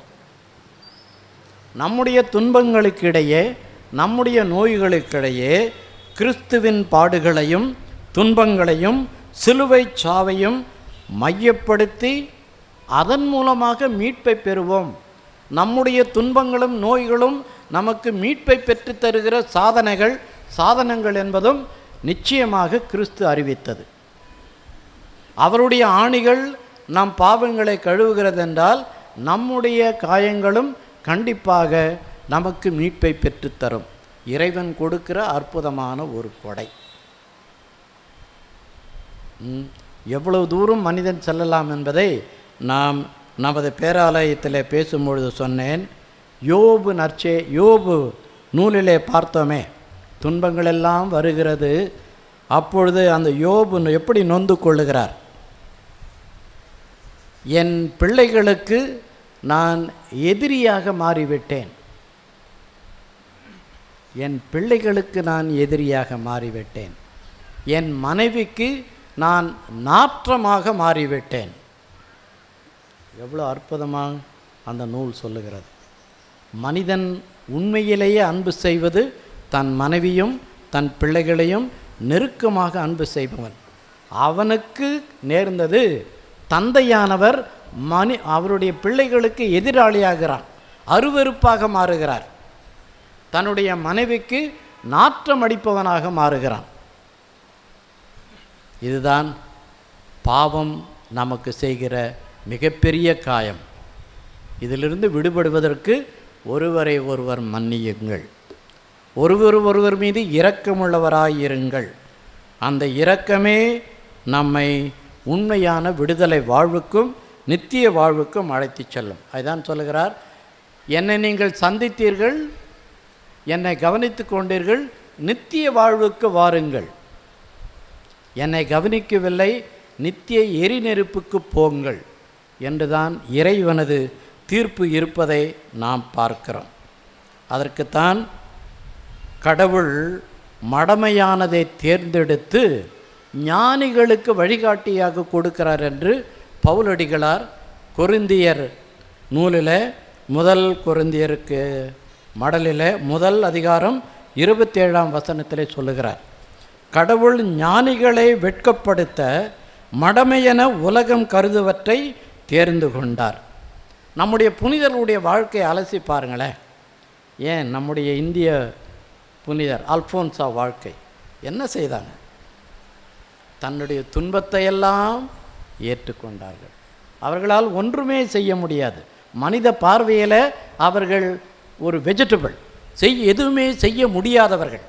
அந்த மடமையை கிறிஸ்து புனிதமாக மாற்றியதை நம் மண்ணிலே நாம் பார்த்திருக்கிறோம். இதைத்தான் நம்முடைய குடும்பங்களில் இறைவன் செய்கிறார். நமக்கு பார்வை இல்லை, நமக்கு செவிகள் இல்லை. மாறாக நம்முடைய வாழ்க்கையிலும் நம்முடைய பிள்ளைகள் வாழ்க்கையிலும் நம்முடைய பங்கு தளங்களிலும் இப்படிப்பட்ட புனிதங்கள் புதுமைகள் நடந்து கொண்டுதான் இருக்கிறது. அதை சுவைத்து பார்க்க நாம் இன்னும் கிறிஸ்துவை பார்க்கவில்லை. நீங்கள் பார்க்க வேண்டுமா? உங்களிலே இருக்கிற நோயாளிகளுக்கு நீங்கள் மருந்தாக மாறுங்கள். இன்று நாம் திருப்பலியை மரியன்னை நோயாளிகளின் சுகம் என்ற தலைப்பிலே திருப்பலி ஆற்றி கொண்டிருக்கிறோம். இந்த அன்னையானவர் 500 ஆண்டுகளாக இங்கு வருகின்ற மக்களுக்கெல்லாம் கிறிஸ்துவின் சுகத்தையும் ஆசிரியம் கொடுக்கின்ற ஒரு அற்புதமான புண்ணிய பூமி. அதிலே நாம் இன்று அமர்ந்திருப்பது கடவுள் கொடுத்த அற்புதமான கொடை. நாங்கள் திருப்பலி ஆற்றுவதும் இறைவன் கொடுத்த அற்புதமான கொடை. இதை நாம் சுவைத்து பார்ப்போம். அன்புள்ளவர்களே, கிறிஸ்துவை பார்த்து அந்த கிறிஸ்துவ விசுவாசம் வீரியம் உள்ளதாக இருக்க வேண்டுமென்றால் ஒரு வழி, நோயாளிகளை சந்தியுங்கள், நோயாளிகளை கவனித்துக் கொள்ளுங்கள். இறைவன் உங்களை தொடர்ந்து ஆசீர்வதிக்க வேண்டும். உங்கள் பங்கு தந்தை மூலமாக இந்த நவநாட்களும் திருவிழாவும் மிக சிறப்பாக நடைபெற வேண்டும் என்று வாழ்த்தி தொடர்ந்து உங்களுக்காக இந்த திருப்பலியை நிறைவேற்றுகிறோம். அனைவரும் எழுந்து நின்று நம்முடைய மன்றாட்டுக்களை ஆண்டவிடத்தில் ஏறெடுப்போம். இறைமக்கள் மன்றாட்டு. திருச்சபையின் தலைவரே எம் இறைவா, நல் வழிகாட்டியாம் எம் இறைவா, உம் இறையாட்சி பணிதனை உயிர் மூச்சாக கொண்டு செயல்படும் திருச்சபை தலைவர்கள் ஒவ்வொருவரையும் நிறைவான உமது ஆற்றலாலும் ஞானத்தாலும் நிரப்பி உடல் உள்ள நலனோடு இவ்வுலக சூழலில் சிக்கிவிடாது தங்களது லட்சியத்தை தெளிவாக கொண்டவர்களாக வாழவும், மக்கள் அனைவரையும் இறைவழியில் நடத்த தேவையான ஆற்றலையும் அருள் நலனையும் அவர்களுக்கு தந்திட வேண்டுமென்று இறைவா உம்மை மன்றாடுகிறோம். தாயும் தந்தையுமான இறைவா, இன்றைய நாளில் உமது தெய்வீக திருப்பலியை நிறைவேற்றி எங்கள் அனைவரையும் உமது அன்பில் இணைத்து கொண்டிருக்கும் மேதக ஆயர் சவுந்தர் ராஜு அவர்களை உம் திருவடியில் சமர்ப்பித்து மன்றாடுகிறோம். உம் அழைத்தல் வாழ்வை கொடையாக கொடுத்த நீர் தொடர்ந்து உமது உடனிருப்பையும் வழிகாட்டலையும் தந்து மறை மாவட்டத்தை இன்னும் ஆன்மீக பாதையில் வழிநடத்த தேவையான இறைஞானத்தை தந்து உமது பாதையில் அவரை வழிநடத்த சென்றிட வேண்டுமென்று இறைவா உம்மை மன்றாடுகிறோம். அனைத்தையும் அறிபவரே எம் இறைவா, இன்றைய தினத்தில் இத்திருப்பலியை சிறப்பிப்போராகிய டிசோன் பகுதியை சார்ந்த மக்களை உம் பாதம் அர்ப்பணிக்கின்றோம். பங்கு தந்தையோடு இணைந்து உழைப்பதற்கு தேவையான திறந்த உள்ளத்தை தந்தருளும். இன்னும் பங்கின் வளர்ச்சிக்காக எடுக்கக்கூடிய அனைத்து விதமான முயற்சிகளிலும் உம் காக்கும் கரம் கொண்டு ஒவ்வொருவரையும் வழிநடத்த வேண்டுமென்று மக்கள் அனைவரும் ஒற்றுமை, சமாதானம், அன்பு ஆகியவைகளை வாழ்வாய் கொண்டு சிறப்புற இறைவா உம்மை மன்றாடுகிறோம். இரக்கத்தின் ஆண்டவரே எம் இறைவா, உமது இரக்கத்தை இறைஞ்சி மன்றாடும் ஒவ்வொரு மக்களுக்காகவும் இந்நேரத்தில் ஜெபிக்கின்றோம். குறிப்பாக தீராத வியாதினால் அல்லல்படும் எம் சகோதர சகோதரிகள் தங்களின் நோய் நீங்கி சுகம் பெறவும், இத்தகைய நோயாளிகளை கவனித்து கொள்ளும் எல்லா நல்ல உள்ளங்களும் தொடர்ந்து சகிப்புத்தன்மையும் பொறுமையும் அளித்திட வேண்டுமென்று இறைவா உம்மை மன்றாடுகின்றோம். தாயான தெய்வமே எம் இறைவா, அவர் உங்களுக்கு சொல்வதெல்லாம் செய்யுங்கள் என்ற உமது தாயின் அன்பு நிறை வார்த்தைகளுக்கு செவி கொடுத்தவர்களாய் இறைவழியை எங்கள் வாழ்வுக்கு பாதையாகவும் நாளும் நடந்திடவும், நோயாளிகளை சந்தித்து அவர்களுக்கு உதவிடவும், எம் அன்னைமரி வழியாக எம் பங்கிலும் உலகிலும் உள்ள நோயாளிகள் அனைவரும் சுகம் பெற்று நல்வாழ்வு வாழவும் வேண்டுமென்று இறைவா உம்மை மன்றாடுகின்றோம். நம் அன்னையோடு இதை இறைவனுக்கு அர்ப்பணிப்போம். அருள் நிறைந்த மரியே வாழ்க, கர்த்தர் தருமுடனே பெண்களுக்குள் ஆசீர்வதிக்கப்பட்டவர் நீரே, உம்முடைய திருவயிற்றின் கனியாகிய இயேசுவும் ஆசீர்வதிக்கப்பட்டவரே. அச்சிஷ்ட மரியாயே, சர்வேசுடைய மாதாவே, பாவிகளாகிய எங்களுக்காக இப்பொழுதும் எங்கள் மரண நேரத்திலும் வேண்டிக் கொள்ளும். ஆமென். அனைவரும் அமருவோம். காணிக்கை பவனி.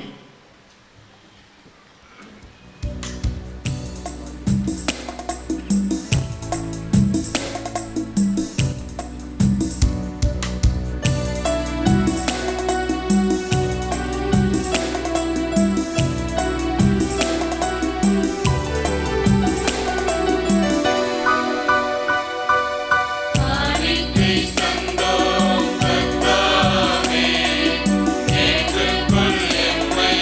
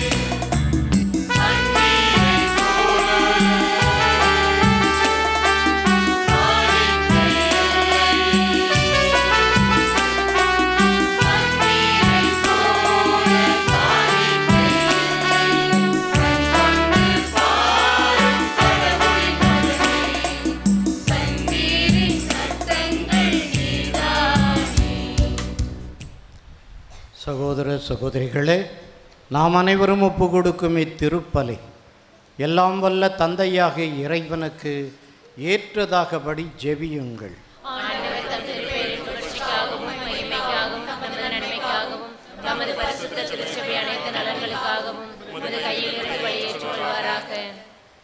எங்கள் வானக தந்தையே, இறைவனின் அன்னையாம் புனித மரியாவின் நினைவு நாளில் மக்களின் வேண்டுதல்களையும் காணிக்கைகளையும் கனிவாய் கண்ணோக்கி அருளும். இவை உமக்கு ஏற்புடையவனாகி உமது அன்பருளையும் உதவியையும் எங்களுக்கு பெற்று தருவனவாக. எங்கள் ஆண்டவராகிய கிறிஸ்து வழியாக உம்மை மன்றாடுகின்றோம்.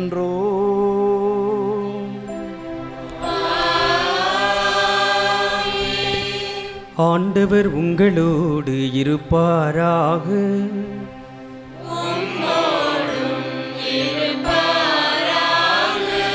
இதயங்களை ஆண்டவரிடம் எழுப்புங்கள்.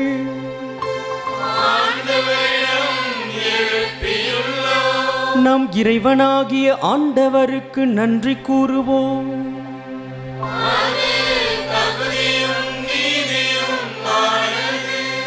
ஆண்டவரே, தூயவரான தந்தையே, என்றும் வாழும் எல்லாம் வல்ல இறைவா, எங்கள் ஆண்டவராகிய கிறிஸ்து வழியாக எந்நாளும் எவ்விடத்திலும் நாங்கள் உமக்கு நன்றி செலுத்துவது மெய்யாகவே தகுதியும் நீதியும் ஆகும்.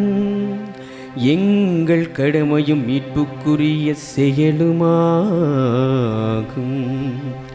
கிறிஸ்து பட்ட பாடுகளில் புனித கன்னி மரியாளுக்கு சிறப்பான பங்களித்து அவரை நம்பிக்கை தரும் விண்மீனாகவும் நோயுற்றோருக்கு நற்சுகமாகவும் விளங்கச் செய்தீர்.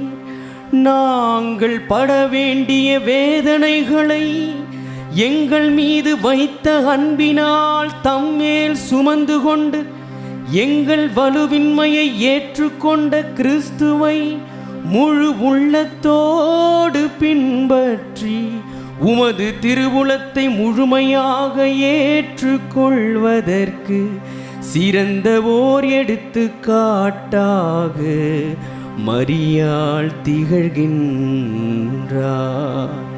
எனவே இவரை உற்று நோக்கி மன்றாடுவோருக்கு எல்லாம் நிறைவான மன உறுதியை தருகின்றீர். கிறிஸ்து வழியாக உமது மகத்துவ திருமுன் என்றென்றும் மகிழ்ந்து நிற்கும் வானக தூதரணிகள் பணிந்து உம்மை வணங்குகின்றன. அவர்களோடு எங்கள் குரலையும் சேர்த்து கொள்ளுமாறு நாங்கள் உம்மை தாழ்மையுடன் இறைஞ்சி புகழ்ந்து அக்களித்து ஒரே குரலாய் பாடுவதாவது.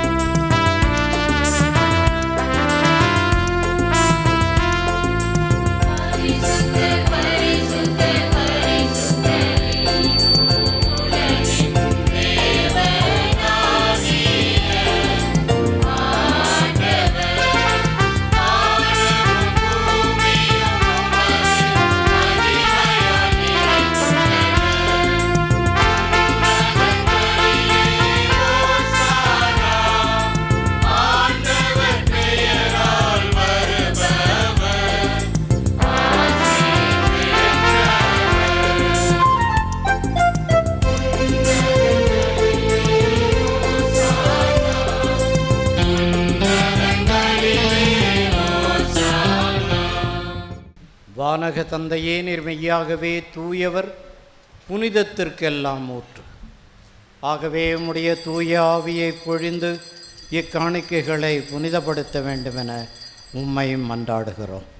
இவ்வாறு எங்கள் ஆண்டவர் இயேசு கிறிஸ்துவின் உடலும் இரத்தமுமாக எங்களுக்கு இவை மாறுவனவாக.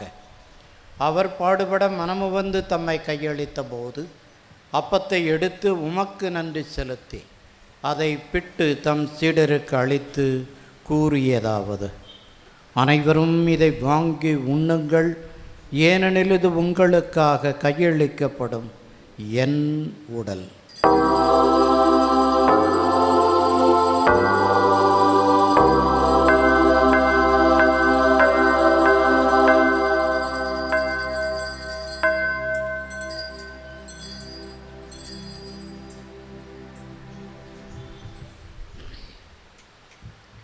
அவண்ணமே உணவருந்திய பின் கிண்ணத்தை எடுத்து உமக்கு நன்றி செலுத்தி தம் சீடருக்கு அளித்து அவர் கூறியதாவது: அனைவரும் இதை வாங்கி பருகுங்கள், ஏனெனில் இது புதிய நித்திய உடன்படிக்கைக்கான என் இரத்தம். இது பாவ மன்னிப்புக்கென்று உங்களுக்காகவும் எல்லாருக்காகவும் சிந்தப்படும். இதை என் நினைவாகச் செய்யுங்கள்.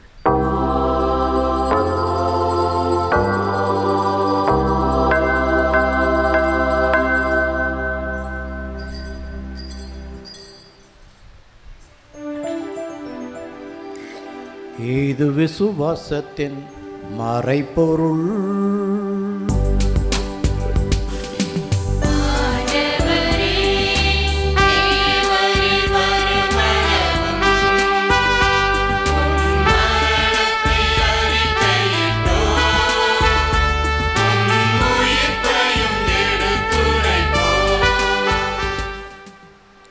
ஆகவே இறைவா, நாங்கள் கிறிஸ்துவின் இறப்பையும் உயிர்ப்பையும் நினைவு கூர்ந்து வாழ்வு தரும் அப்பத்தையும் மீட்பளிக்கும் கிண்ணத்தையும் உமக்கு ஒப்பு கொடுக்கின்றோம்.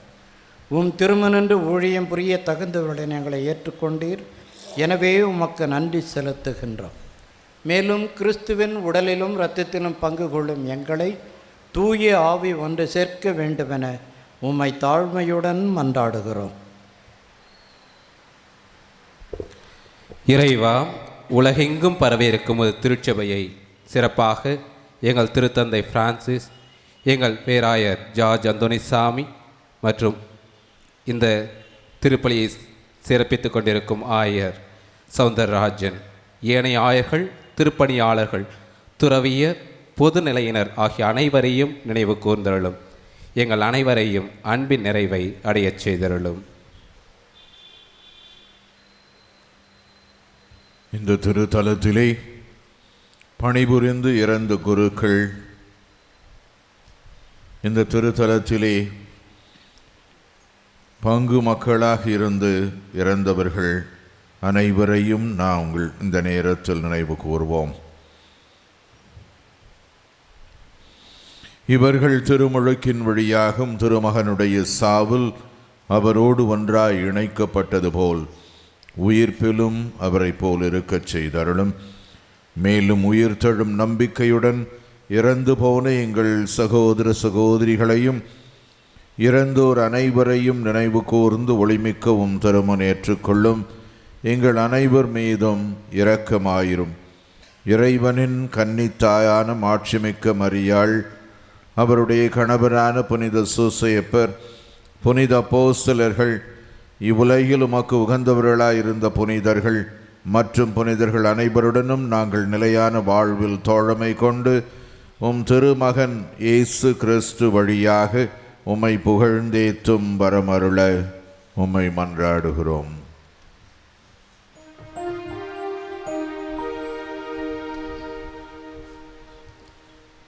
இவர் வழியாக இவரோடு இவரில் எல்லாம் வல்ல இறைவனாகிய தந்தையே, தூய ஆவியின் ஒன்றிப்பில் எல்லா புகழும் ஆட்சியும் என்றென்றும் உமக்கு உரியதே.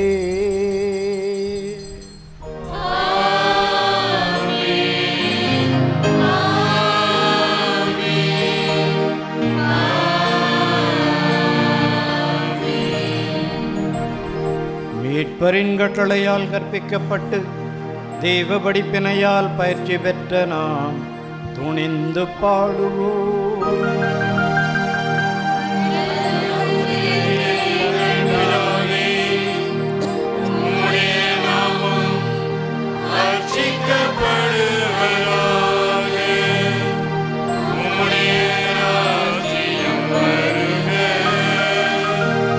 உம்முடைய சித்தம் பரலோகத்தில்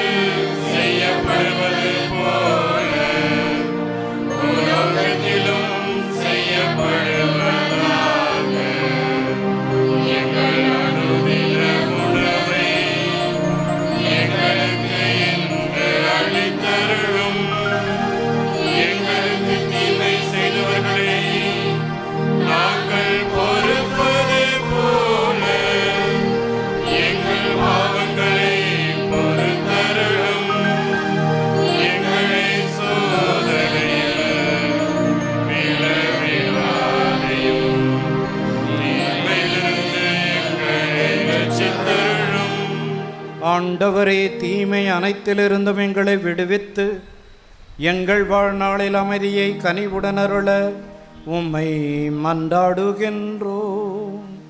உமது இரக்கத்தின் உதவியால் நாங்கள் பாவத்திலிருந்து எப்பொழுதும் விடுதலை பெற்று யாதொரு கலக்கமுமின்றி நலமாயிருப்போமாக. நாங்கள் நம்பியிருக்கும் பேரின்ப வாழ்வையும் எம் மீட்பராகிய இயேசு கிறிஸ்துவின் வருகையையும் மகிழ்ச்சியுடன் எதிர்பார்த்திருக்கின்றோம்.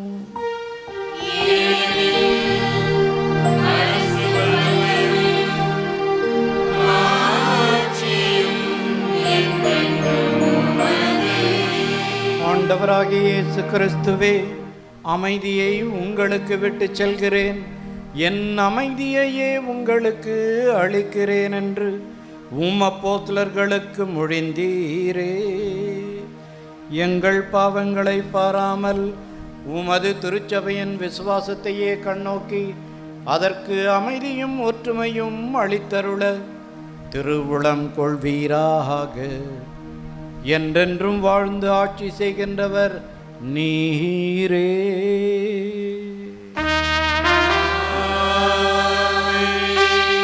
ஆண்டவருடைய சமாதானம் உங்களோடு என்றும் இருப்பதாக.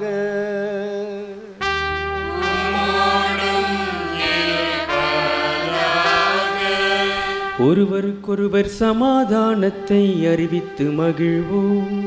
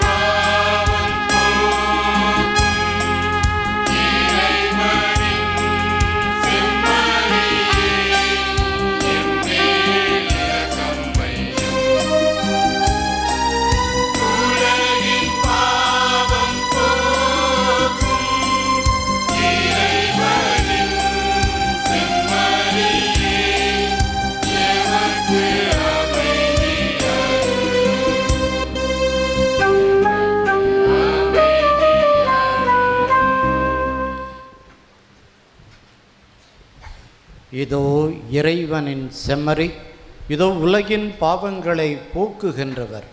செம்மறியின் விருந்துக்கு அழைக்கப் பெற்றவர் பேறு பெற்றோர்.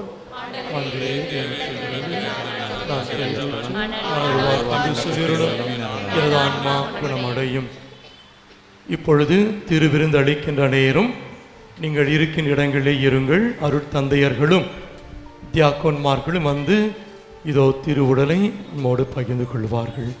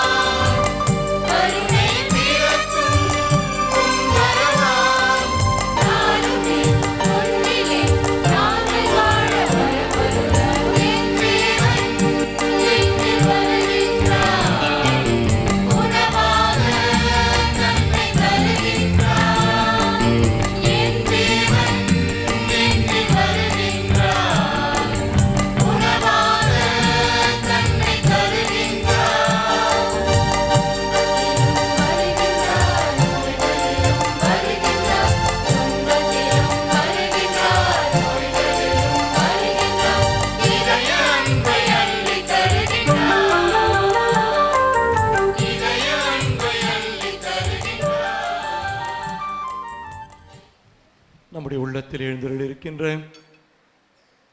ஆண்டவரை நாம் போற்றுவோம். இரக்கத்தின் அடையாளங்களாக குறிப்பாக நோயினால் வாடுகின்றவர்கள் அனைவரையும் ஆண்டவர் ஆசீர்வதிக்கும்படியாக குணப்படுத்தும்படியாக நாம் மன்றாடுவோம்.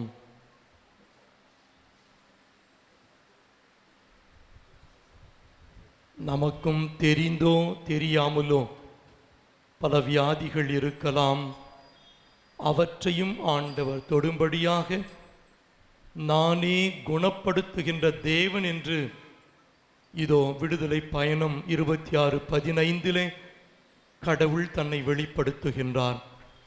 குணமாக்குகிற தேவன் நம் ஒவ்வொருவரையும் குணப்படுத்தும்படியாக நம் அனைவருக்கும் ஆறுதலும் தேற்றருமாக இருக்கும்படியாக குணமாக்குகின்ற பணியிலே கடவுளுடைய ஆசீர்வாதத்தோடு பணி செய்கின்ற அனைவரையும், குறிப்பாக நம்முடைய இசபெல்லா மருத்துவமனையில் பணி செய்கின்ற அருட்சகோதரிகள், மருத்துவர்கள், செவிலியர்கள், இன்னும் பல பேர் தியாகத்தோடு பணி செய்கின்றார்கள்.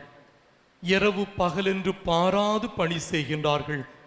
ஆண்டவர் தாமே இவர்களை உறுதிப்படுத்தும்படியாக தன்னுடைய குணமாக்கும் கருவிகளாக இவர்களை பயன்படுத்தும்படியாக இந்த வேளையிலே மன்றாடுவோம்.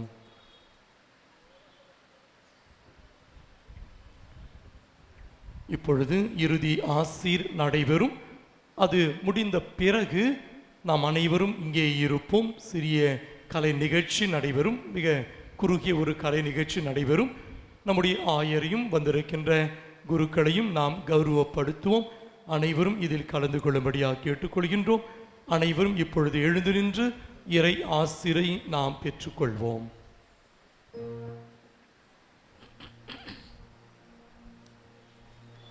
மன்றாடுவோமாக.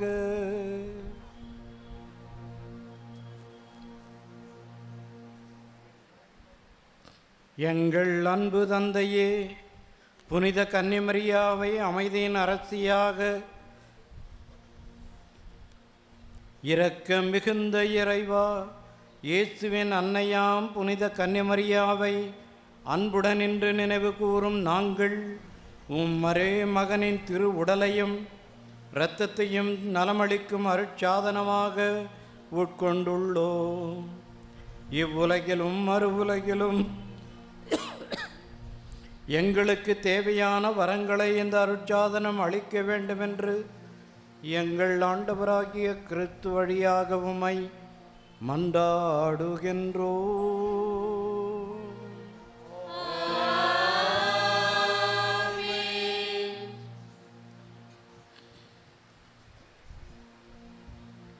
ஆண்டவர் உங்களோடு இருப்பாராக. உம்மோடும் இருப்பாராக. எல்லாம் வல்ல இறைவன் தந்தை, மகன், தூய ஆவி உங்கள் அனைவரையும் ஆசீர்வதிப்பாராக.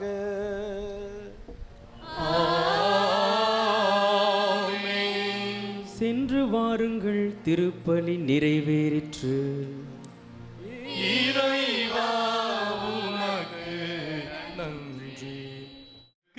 இப்பொழுது மலர்ச்செண்டு தந்து அவர்களுக்கு நினைவு பரிசும் அளித்து நாம் அவர்களை கௌரவப்படுத்துகின்றோம். அவர்களுக்கு நன்றி நாம் சொல்லுகின்றோம்.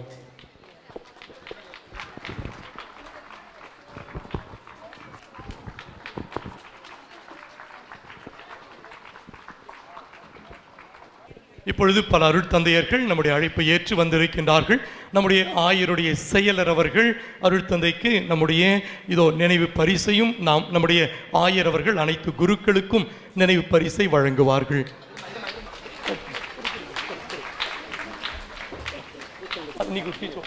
பூச்செண்டு பிள்ளையும் கொடுப்பாங்க.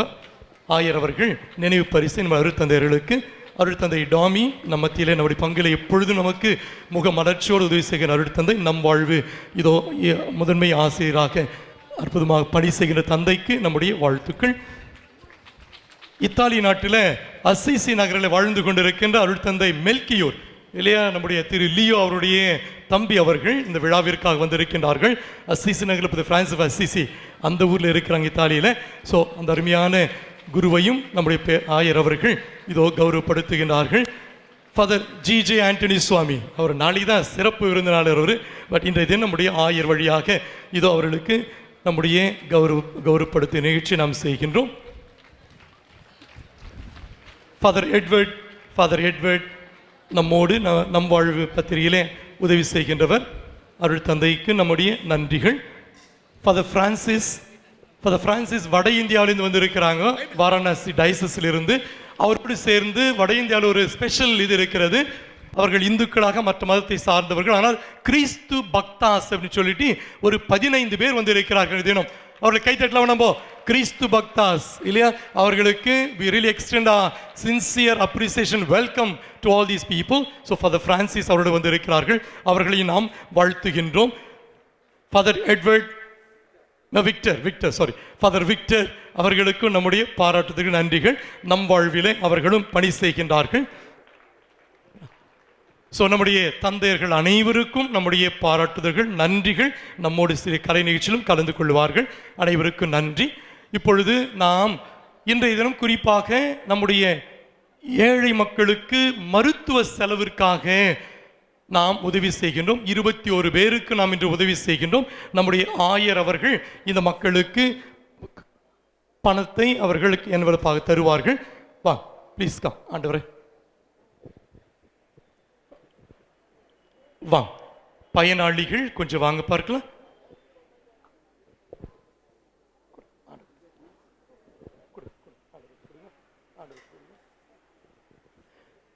கைத்தட்டுவோம். கைத்தட்டி ஆண்டவருடைய குணமாக்கும் அருள் இவர்கள் அனைவருக்கும் கிடைக்கும்படியாக நாம் ஜெபிப்போம். சீக்கிரமா வாருங்க பார்க்கலாம், சீக்கிரமா வாருங்க பார்க்கலாம். வா,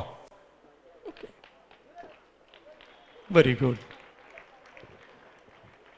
பல பேர் நமக்கு உதவி செய்கிறார்கள், நம்முடைய நன்கொடையாளர்கள். அவர்களையும் இந்த வேளையில் நாம் எண்ணி பார்க்கிறோம். எத்தனையோ பேர் இந்த ஜூபிலி விழாவிற்காக பெயரை சொல்லாதீங்க ஃபாதர், ஆண்டவருக்கு தெரிந்த போதுன்னு சொல்லிட்டு மிக சிறப்பாக பல பேர் உதவி செய்கின்றார்கள். அவருடைய தியாக காணிக்கைகளை ஆண்டவர் ஏற்றுக்கொள்ளும்படியாக இந்த வேளையிலே நாம் அவர்களை எண்ணி பார்ப்போம். அவர்களுக்காகவும் அவருடைய குடும்பங்களுக்காகவும் இந்த வேளையிலே நாம் ஜெபிக்கின்றோம்.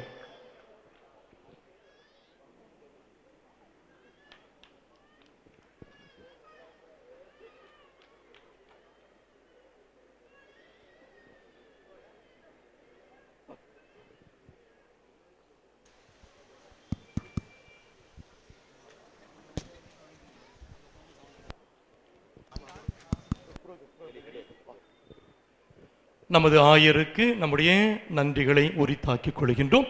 இப்பொழுது டி ஜோனை சார்ந்தவர்கள் சிறிய ஒரு கலை நிகழ்ச்சியை தரப்போகிறார்கள். நல்ல கைதட்டலாமே, உற்சாகப்படுத்தலாமா? நம் மக்களை உற்சாகப்படுத்துவோம். அது முடிந்த பிறகு நேற்றைய தினம் தர வேண்டிய நம்முடைய பி ஜோனை சார்ந்தவர்களும் இன்று நமக்கு இதோ கலை நிகழ்ச்சி தருவார்கள். நம்முடைய பங்கிலே நாம் பிரகாஷ் அன்னை 500 என்று சொல்லுகின்ற அற்புதமான ஒரு சிடியை வெளியிட்டு இருக்கின்றோம். இதோ இன்று நம் வந்திருக்கின்ற பெரியவர்களுக்கு நம்முடைய இந்த பரிசை வழங்குகின்றோம். அனைவருக்கும் மாலை வணக்கம். நோயாளிகளை கவனிக்க என்ற தலைப்பில் நாடகம் ஒன்றை எழுத நினைத்த எங்கள் ஜோன் டி பகுதி மக்களுக்கு உண்மையான நோயாளி யார் என்று பல சந்தேகங்கள் எங்களுக்கு வந்துள்ளது. எனவே நோயாளி என்பவர் யார் என்பதையும் நாம் அவர்களை எப்படி கவனித்து கொள்ள வேண்டும் என்பதை பற்றியும் ஒரு கலை நிகழ்ச்சியாக இதோ உங்களுக்காக சமர்ப்பிக்கிறோம். ஹலோ, சொல்லுங்க ரமேஷ். அது லீவா? என்னப்பா முந்தா நேற்று வேறு லீவ் எடுத்தீங்களேப்பா, இன்னைக்கும் லீவா? என்னப்பா நீங்கள் எப்போ பார்த்தாலும் போய் சொல்லிட்டு கை கால் வலிக்குது, உடம்பு வலிக்குது, ஜுரம் வலிக்குதுன்ட்டு என்னப்பா நீ? இல்லை நீங்கள் உன்னை நம்பி வர நான் ஒரு ப்ராஜெக்ட் சைன் வேறு போட்டேன். நீ இப்போது இன்னொருத்தருக்கும் லீவ் கொடுத்துட்டேன். நீ ஃபஸ்ட்டு நீ வா, ஹாஸ்பிட்டல் போயிட்டு ஒரு 1 ஹவர் 2 ஹவர் லேட்டாக இருந்தாலும் பரவாயில்ல, வா பார்த்துக்கலாம், சரியா? இல்லை நீ வந்துடுவா, நீ வா பார்த்துக்கலாம். பை மா தோசை ரெடியா? இல்லைப்பா கண்ணு, உடம்பு சரியில்லை, எனக்கு கை காலெல்லாம் வலிக்குது, என்னால் முடியலப்பா. ஷோ, எப்போ பார்த்தாலும் உனக்கு வேற கை வலிக்குது கால் வலிக்குது. அவனுக்கு ஆஃபீஸில் பண்ணுற தொல்லை பார்த்தாதுன்னு நீ வேற கை வலிக்குது கால் வலிக்குதுன்னு ஒரு டிஃபன் கூட செய்கிறது கூட உன்னால் முடியல. ஏதோ ஒன்று, நீ யாராவது கூட ஹாஸ்பிட்டலுக்கு போ, நான் ஆஃபீஸ் போய்க்கிறேன். Bye by.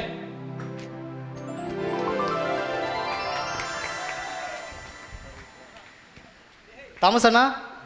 வாடா தம்பி, எப்படி இருக்க? நல்லா இருக்கண்ணா. சொல்லுங்க, என்னாச்சு? உங்களை பார்க்க தான் வந்தேன். சொல்லுப்பா, என்ன ப்ராப்ளம்? சர்ச்சில் வேற திருவிழா வருது. சரி. ஃபாதர் வேற நாடகம் பண்ணுன்னு வேற சொல்லி டார்ச்சர் பண்ணிட்டு இருக்காரு. சரிப்பா, என்ன கான்செப்ட், என்ன இது, அதை சொல்லு பாரு. நோயாளியை சந்தித்தல் வச்சு நம்ம கான்செப்ட் பண்ணுறோம். சரி இரு, நீ முதல்ல நீ எப்படி இங்கே நிற்கிற? ஆஃபீஸ் போலையா நீ? இல்லைண்ணா, இதை சொல்லி தான் லீவ் போட்டிருக்கேன். டேய், உன்ன மாதிரி ஆளுங்க லீவ் போடுறதுனால எனக்கு தலை வலிக்குது. அவன் உடம்பு சரியில்லை, போய் வலிக்குது, போய் சொல்லிட்டு லீவ் போட்டுக்கிறான். நீயும் அது மாதிரி போய் சொல்லிட்டு உங்கள் மேனேஜர் எவ்வளோ தலை வலிக்கும்? அது எங்கள் மேனேஜர் பிரச்சனைண்ணா, நீங்கள் ஏன் டென்ஷன் ஆகிறீங்க? ஓ சரி, ஒரே நிமிஷம் இரு. ஹலோ, என்னது ஹார்ட் அட்டாக்கா? அப்படியா? எந்த ஹாஸ்பிட்டலு? அப்போலோவா? இதோ வரேன். ஒரே நிமிஷம். சரி தம்பி, நம்ம அப்புறமா பார்ப்போம். என்னாச்சு? இல்லடா, எங்கள் பாஸுக்கு வந்து ஹார்ட் அட்டாக்கா. அவரை போய் பார்த்துட்டு என்ன எது விசாரிச்சு வந்துடுறேன். சரியா? அவ்வளோ நல்லதெல்லாம் இல்லையா நீங்கள் போய் பார்க்குற அளவுக்கு? ஏய், அது இல்லைடா, ப்ரொமோஷன் டைமு. இப்போ போய் பார்த்தா தான் கொஞ்சம் ஐஸ் வச்ச மாதிரி இருக்கும். சரியா? போய் பார்த்துட்டு வந்துடுறேன். ஈவினிங் நம்ம கண்டிப்பாக பார்க்குறோம். ஃபாதர் மீட் பண்ணுறோம். Okay, bye bye. Good evening father. Father, நான் இங்கே ட்ராமா பண்ண சொன்னீங்களே, இவருக்கு சின்ன டவுட் இருக்கும். நீங்கள் கொஞ்சம் சொன்னீங்கன்னா, கொஞ்சம் ஐடியா கொடுத்தீங்கன்னா நல்லாயிருக்கும். சொல்லுங்கள் தாமஸ், என்னால் உங்களுக்கு உதவ முடியுமான்னு பார்க்குறேன். ஃபாதர், நீங்கள் வந்து நோயாளிகளை கவனிக்கன்னு சொல்லிட்டு ஒரு டாபிக் சொல்லியிருக்கீங்களே. நோயாளிகளை கவனிக்கிறதுக்கு தான் ஹாஸ்பிட்டலு, இன்சூரன்ஸு, டாக்டரு, நர்ஸு எல்லாருமே இருக்காங்கல்ல. மேற்கொண்டு நம்ம வேறு போய் பார்க்கணுமா? அதுவும் வேறு இல்லாமல் நம்மளோட விசிட்டிங் ஹவர்ஸ் முடிஞ்சதுக்கப்புறம் நம்ம போயிட்டோன்னு வச்சிங்களேன், ஏன்டா வந்தீங்க, நம்ம கொலை குத்தம் பண்ண வந்த மாதிரி வெளியே போன்னு திருத்தி அனுப்புவாங்க. இதெல்லாம் மீறி நம்ம போய் பார்த்து அப்படின்னா நான் பண்ண போகிறோம். ஃபஸ்ட்டு எனக்கு அதை சொல்லுங்கள், எனக்கு டவுட்டாக இருக்குது, எனக்கு சொல்லுங்களேன். நான் சொல்ல வந்ததை நீங்கள் தப்பாக புரிஞ்சிட்டு இருக்கீங்க தாமஸ். நோயாளிகளில் 2 வகை உண்டு. பணம், பதவி, பவர்னு இருக்கிறவங்க உடம்பு சரியில்லாமல் படுத்தா அவங்கள பார்த்துக்க நிறையா பேர் இருக்காங்க. ஆனால் நான் சொல்கிற நோயாளிகள் ஆதரவு இல்லாமல், மருத்துவ வசதிக்கு பண வசதி கூட இல்லாமல் அவஸ்தைப்பட்டு கொண்டு இருக்கவங்கள தான் நான் பார்க்கணுன்னு சொல்கிறேன். அப்போது பெரிய பெரிய ஹாஸ்பிட்டலில் பார்த்துன்னு அவங்களாம் போய் பார்க்க வேணான்னு சொல்கிறீங்களா? நான் அப்படி சொல்லலை தாமஸ். எல்லா நோயாளிகளையும் நம்ம போய் சந்திக்கணும். ஆனால் ஆதரவற்ற நோயாளிகள் மேலே அதிகமான அக்கறை செலுத்தணும்னு சொல்ல வரேன். ஃபாதர், எனக்கு புரியுது, ஆனால் புரியல ஃபாதர். சரி, என்னோட வாங்க, நான் நோயாளிகளை தான் சந்திக்க போகிறேன், உங்களுக்கே புரியும். சரி ஃபாதர். எங்கடா கூட்டின்னு போகிறாரு? அவருக்கு தான் கேட்கணும், நம்மகிட்ட கேட்குங்க.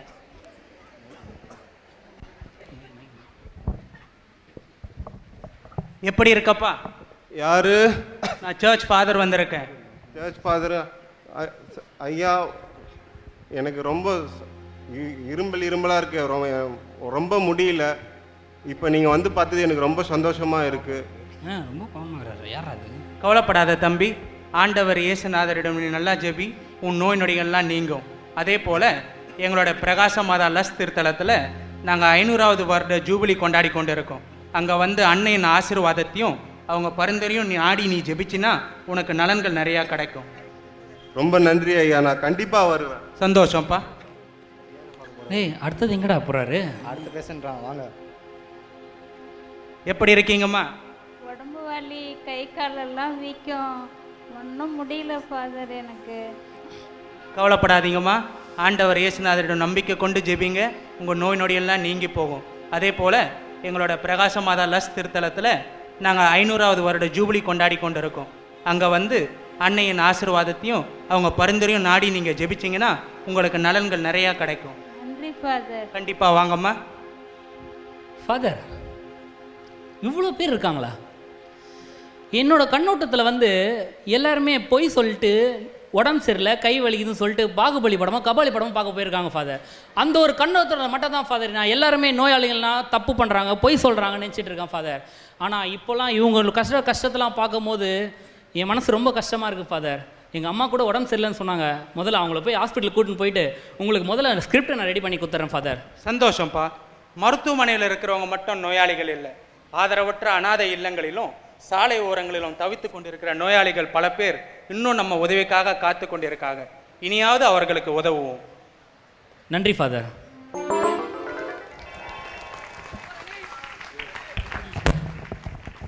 எக்ஸலண்ட் இல்லையா? ரொம்ப நல்ல சிம்பிளான ஒரு இது. பட் இருந்தாலும் பல விதங்களே ஒவ்வொருவருமே உதவி செய்யணும். தான் நம்முடைய கிறிஸ்துவ கண்ணோட்டமாக இருக்க வேண்டும். ஒரு பெரிய ஒரு கைத்தட்டல் தரலாம் நம்ம டி ஜோன் அன்பர்களுக்கு. சரி, அடுத்ததாக பி ஜோனை சார்ந்தவர்கள் சுருக்கமாக ரொம்ப ஒரு 7 நிமிஷம் அவ்வளோதான் இருக்கும். ஸோ அவர்களும் நேற்று செய்ய வேண்டியது, நேற்று மழையாக இருந்ததால் இப்பொழுது நம்முடைய நண்பர்கள் நமக்கு இந்த அருமையான நிகழ்ச்சி தரப்போகின்றார்கள். மேடம் நல்லா இருக்கீங்களா?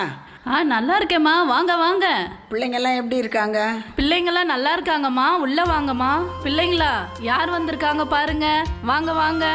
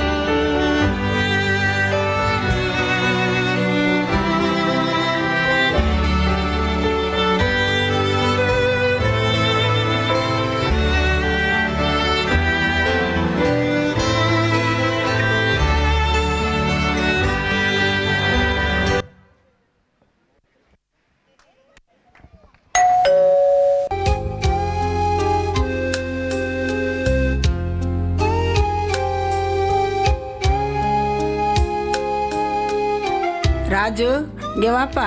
நல்லா இருக்கியா? நான் நல்லா இருக்கேம்மா. சாப்பிட்டீங்களா காலையில்? நான் சாப்பிட்டேம்மா, நீங்கள் சாப்பிட்டீங்களாம்மா? இந்தப்பா ட்ரெஸ்ஸு. நீ நல்லா படித்து பெரிய ஆளாக வரணும், அதுதான்ப்பா எங்களுக்கெல்லாம் சந்தோஷம். சரிங்கம்மா, நான் நல்லா படிக்கிறேம்மா.